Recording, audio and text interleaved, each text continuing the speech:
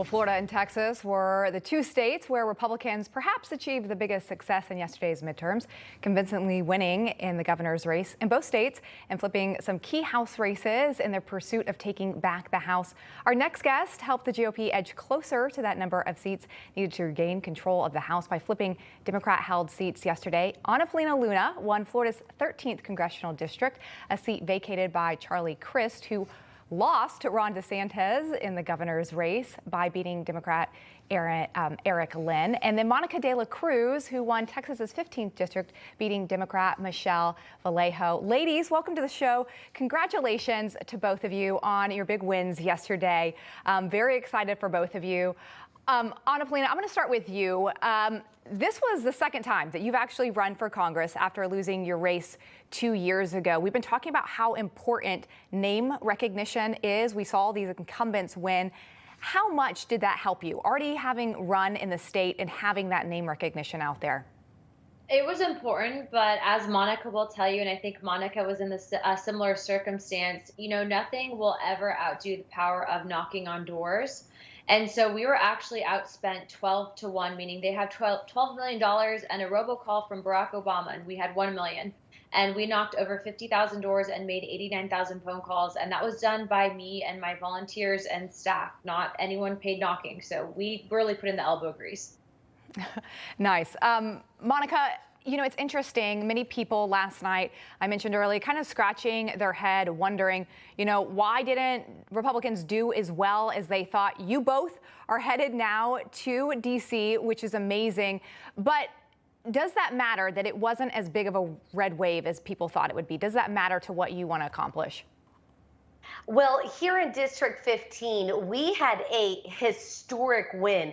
This district had been under Democrat control for over 100 years, and we made great strides in the Hispanic community, not just in South Texas, but all over the country. With my win, with Congresswoman-elect Paulina's win, look, there's still work that we need to do, and I'm so proud of the Republican Party for investing in our district, continuing to invest in our district, and I know that for 2024, we are going to do even better in the Hispanic districts, and I'm excited about that.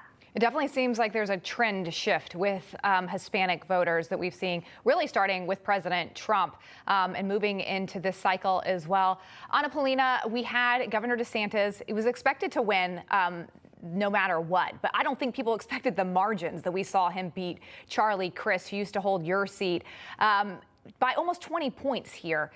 Do you attribute that to the Hispanic vote there? I know that he's had the Cuban vote, but did we see more people going over to him? What do you attribute his huge win to by that huge margin?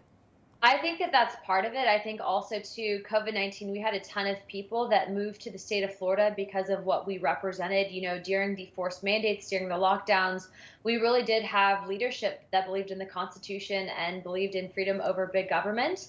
And so what you saw, and to quote Jim Jordan earlier on a call today, he said the people of Florida voted for freedom. And I think that that's why you saw a lot of these seats, to include my own, being flipped from being formerly blue to now red. Monica, when I think about both your states, Texas and Florida, you have governors who were very vocal about the border, sending illegal migrants to the sanctuary cities around the country. They made national headlines by doing that. How much was the border an issue in Texas? How much did people really care about that? Is that what drove them to the ballot yesterday? I think that was one of two very important issues. Look, what people showed here is that they want law and order, they want border security, but they also want legal immigration. And that was at the top of my platform. In addition to that, what they were seeing across the board was this disastrous Biden economic policy that has caused inflation. Single moms just like myself are struggling to put food on the table, taking on 2, sometimes 3 jobs just to make ends meet. So I think it was these two issues, and the fact that Texas, as Congresswoman-elect said, Texas is a state that wants less government interference in not only American families' lives, but in small businesses as well, so that people can prosper and so can small businesses.